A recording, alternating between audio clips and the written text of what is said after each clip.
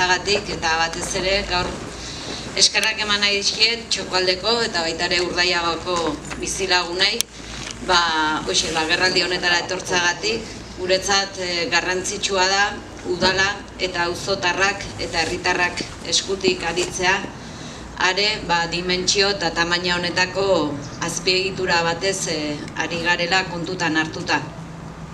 Agerraldi honetan ETS Eusko Trenbide Sarea sustatzen ari den tunelaren eta trenbidea bikoizteko proiektuari elkarrekin aurkeztuko dizkiegun alegazioen berri ematera gatoz udal ordezkariok eta herritarrok. Ezer baino lehen gogorarazi behar da proiektu hau ez dela gaur goizekoa, ibilbide luzea izan duen proiektu bat izan da. Usurbilgo udalean 2008ko abuztuaren 7an jaso zen lehen idatzia proiektu honen inguruan. Orduan egin zuten publiko Aginagako tunela eraikitzeko proiektua eta udalaren iritzia eskatu zuten. Beraz, bistan da 14 urte hauetan gorabehera asko izan dituen proiektu batetaz ari gerala hizketan, kajoian ere sartu izan dutela uneren batean, eta badirudi orain, zantzu guztiek hala diote, proiektua berrartu egin duela ETSek eta proiektu hori gauzatzeko asmoa duela. Proiektu honen bidez ETSek kostako linea hobetu nahi du, ordu erdiko tren maiztasuna 15 minutura gutxitu nahi du besteak beste, eta horretarako planteatzen dutena da Olabarrieta eta Ilunbe artean 1,2 kilometroko tunela eraikitzea. Tunelean trenbidea bikoiztu egingo lukete eta modu horretan trenek gurutzatzeko aukera izango lukete.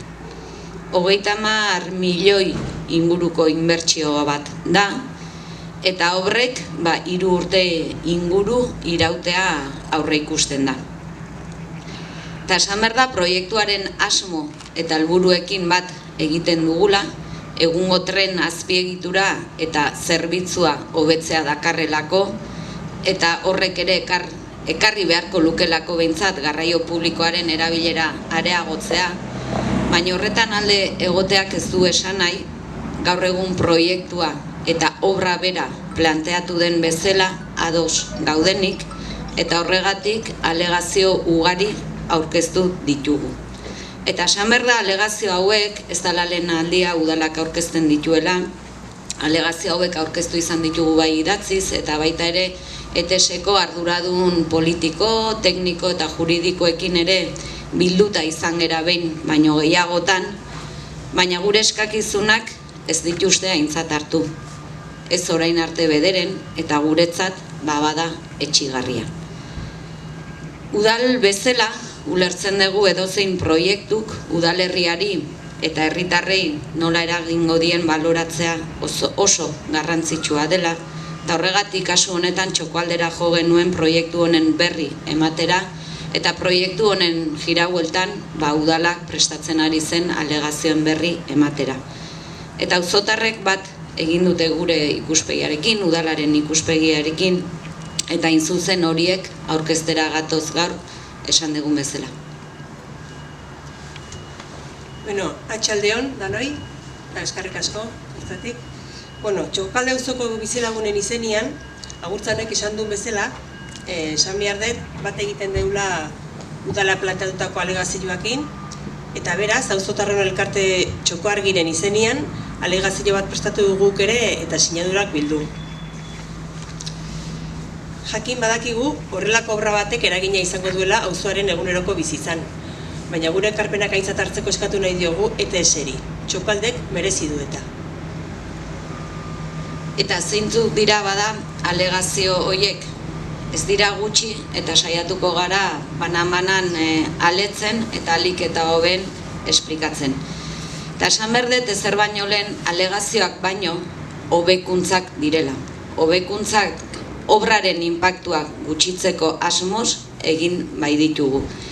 Eta hobekuntza hauek edo alegazio hauek xede bikoitza edo helburu bikoitza dute, ez? Alde batetikan halako dimentsioko obra batek bistan da ingurumenean eragina izango duela eta ingurumen inpaktu hori gutxitzeko asmoz egin ditugu alegazio hauek, eta beste alde batetik ere obra honek Txokoalden auzoan egunerokoan izango dituen eragina, izango duen inpaktua edo sortuko dituen arazoak gutxitzeko asmoz egindako alegazioak direla.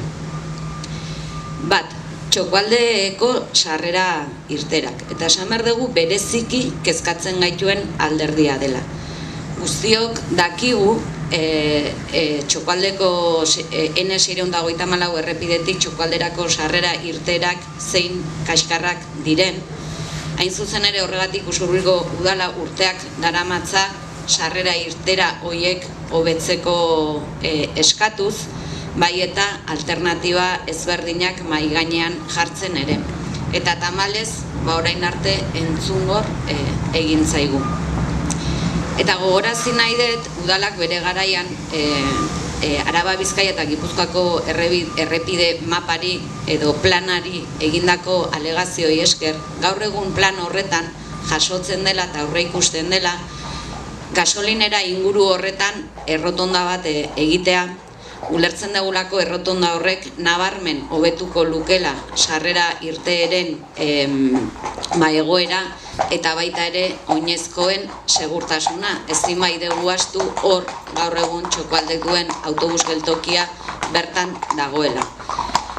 Ingurune hau ezagutzen duen edonork daki tamaina honetako obra batentzako sarrera irtera hori ez dela egokia. Izan ere egunero hamarnaka kamioi ibiliko direlako aurrera eta atzera, eta gure ustez ez daude gutxieneko segurtasun baldintzak bermatuta. Gaur-gaurko zerrepide horrek jasaten duen trafikoa, trafiko volumena, dentsitatea eta ibilgailu astunen kopurua ez da txikia, eta beraz zorri gehitzen badiogu obra honen ondorioz egunerokoan egongo diren joan etorriak, benetan iruditzen zaigu arrisku egoerak une oro eta etengabe sortuko direla. Eta beraz, eskatzen duguna da obra honi ekin aurretik egoera horri soluzio bat ematea. Eta horrela dirazi dugu aurrez, eta horregatik eskatu izan dugu ere bai, erakunde arteko mahai bat osatzea, ETS-eko arduradunak, kasu honetan, N654 diputazioaren eskumena izatean, diputazioko arduradunak, udal arduradunak eta Txokoaldeko herritarrez osatutako mahai bat osatzea ikusteko sarrera irtera horri zer nolako soluzioa topa dakioken. Beste alegazio bat Txokoaldeko zubiari dagokiona da. Gogoratu behar da gaur egun zubi honetan 12 tona baino handiagoko kamioiek pasoa debekatuta dutela, zubiaren egoeraren ondorioz. Udalak badu zubia berritzeko proiektua, hizketan ari gea 1 milioi bat inguruko obra edo proiektu batetaz, eta orain arte saiatu izan gera ate ezberdinak ikutzen proiektu hau gauzatzeko finantziazioa lortzeko, baina esan behar da orain arte inoiz ez duela borondaterik agertu udala laguntzeko obra honetan. Eta ondorioz, lehen esandako hartu eman horietan, udalak argi esan du zubia konpontzen ez bada, tona edo astuneko kamioiek ez dutela pasabiderik izango. Edo beste modu batetara esan da, edo zubia konpontzen da, edo obrarako kamioiek ez dutela baimenik izango hortik pasatzeko. Beraz horrek arazo handi bat ekartzen zuen obra gauzatzeko, eta beraz, esan behar dugu, ahoz, esan zaigula, ETS-ek konponduko duela zubi hori tunelaren obra eraikitzeko baldintza eta behimen guztiak lortzen dituztenean. Eta beraz, exigitzen duguna da, orain arte ahoz gurekin hartu duten konpromiso hori ere idatziz jasoa gera dadin. Eta gogorazi nahi dut, obra honetarako sarbide bakarra Txokoaldeko zubia dara. Horiotik ezin da iritsi tunelera. Eta beraz, ezinbestean eta derrigorrean konpondu beharko dutela zubi hori, kamioiek hortik pasa nahi badute. Hirugarren alegazioa, tren pasabide hau desagertzeko edo egungo sistema aldatzeko eskaera. Proiektuan ez da ezer esaten honen inguruan, eta gure ustez bistan da edozein tren pasabidek eragiten duen arriskua, eguneroko auzokoaren martxan eta auzoaren bizikalidadean izugarri eragiten duen pasabide bat da, eta beraz, eskatzen nahi geana da, honi ere soluzio bat ematea. Gaur egunko maiztasunak arazoak sortze baditu, maiztasun hori areagotzeak are gehiago okertuko du egoera, eta auzotarren segurtasuna ere, ikusten dugu kolokan egon daitekela, eta beraz, eskatu exigitu egiten dugu ere honi soluzio bat ematea, eta alternatiba bat eskaintzea. Eta laugarren eskaera izango litzake aurrerako bidea edo konexioa eta etorkizunerako bidegorri bat. Beraz, esan dugun bezala, tunelaren lanek erlazio zuzena dute 2013an Gipuzkoako Batzar Nagusiak behingoz onartutako Gipuzkoako bizikleta bideen lurraldeko arloko planarekin. Zehazki, LE2 Donostia Mutriku hartatzean, Usurbilgo eremuan, trenbidearen trazatua berrerabili nahi da bizikleta bide egiteko, eta modu horretan Usurbil eta Orio lotu. Horregatik, dei egiten diegu bi erakundeei, ETS-eri eta GFA mugikortasun departamentuari, modu koordinatuan aritu daitezela eta tuneleko obrak baliatu ditzatela jarraian bidegorriaren proiektuari ekiteko. Hori hala, obrara edo tunelaren ahora iristeko bidea aldatzeko eskatu dugu. Eskuartean dugun proiektuak aurre ikusten duen bidea da. Tren pasabidea gurutzatu, tren geltoki eta Ilunbe baserritik barrena, iristea aurrara. Gure ustez, aukera hau astakeria galanta da. Bai segurtasunaren ikuspegitik, kamioiak auzora sartzea suposatzen duelako, eta zumeta parean giroa egiteko nahiko toki ez dagoelako, giroa, buelta alegia, pisu handiko ibilgailuentzako ez dagokia, biraketa erradio oso estua luke. Bai ingurumenaren ikuspegitik. 5 metrotako zabalera duen bidea proiektatzen dute, eta horrek ingurua txikitzea ekartzen du. Apeaderoaren parean, bidea oso estua da, eta dimentsio handiko ibilgailua pasatzeko arazoak aurre ikusten dira. Ilunbe baserria, lehentasunezko interesa duen ondasun higiezinen bezala kalifikatua, kaltetuta suertatuko litzateke.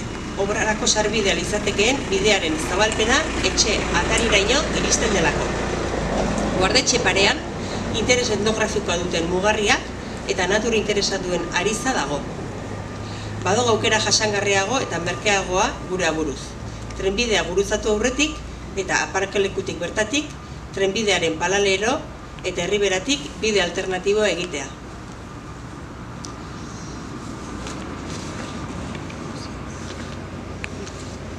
Txokoaldeko auzoan obra garaian eragina nabarmen murriztuko litzateke, kamioiek aparkalekutik haien erabilerarako bide propioa hartuko lukete trenbidea pasatu gabe, eta bizilagunen bidea erabili gabe.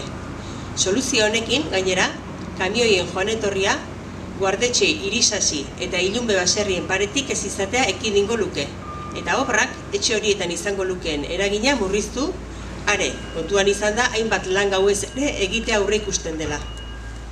Egingo litzateken obrarako sarbide berria, baliogarria izango litzateke Gipuzkoako bizikleta bidean aurre ikusitako bide bezala erabiltzeko.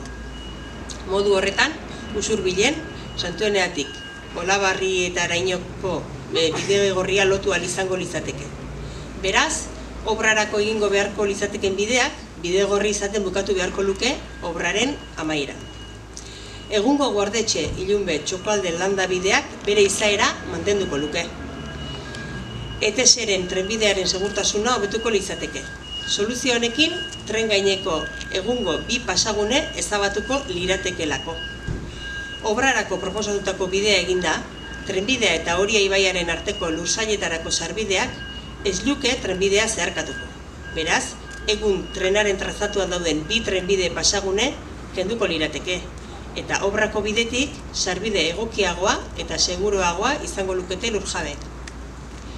Obrarako sarbidea gauzatzean merkeago, teknikoki errezagoa eta seguruagoa izango litzateke. Eta 5. eskaera, Txokoaldeko tren geltoki zaharra berreskuratzea. Txokoalden ETS-eren tren zerbitzua berreskuratzeko eskatzen dugu. Gure irudiko, proiektu honek aukera ematen du tren geltoki zaharra berreskuratzeko.